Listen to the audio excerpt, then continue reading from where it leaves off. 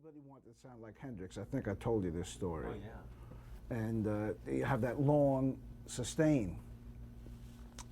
And we're working on a distortion-free sustainer, and then Bob Meyer from Bell Labs had a little booster in front of his prototype because he forgot to put in a little gain stage for the guitar's low signal.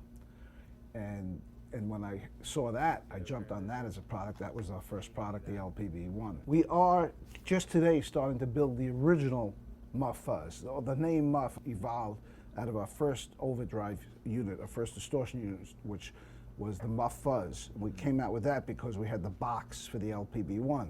So this had a muffled sound, so I call it a MUFF fuzz. And then later when we came out with the the big unit, the big MUFF, we call it Big MUFF to play on the name that we already had. The first big MUFFs we sold to Manny's music store, Henry, and he told me that he sold some to Hendrix. And Hendrix, by the way, was a buddy of mine back from when he was Jimmy James. We used to be best friends. I used to be a promoter then.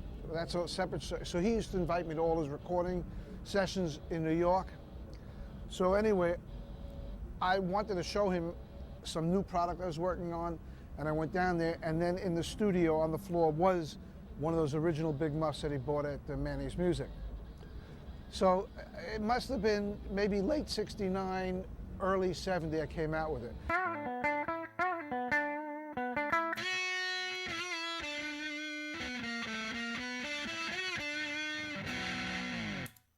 The Big MUFF is kind of like the first pedal I got, the deluxe Big MUFF, and I kind of started playing and based my whole sound kind of around it.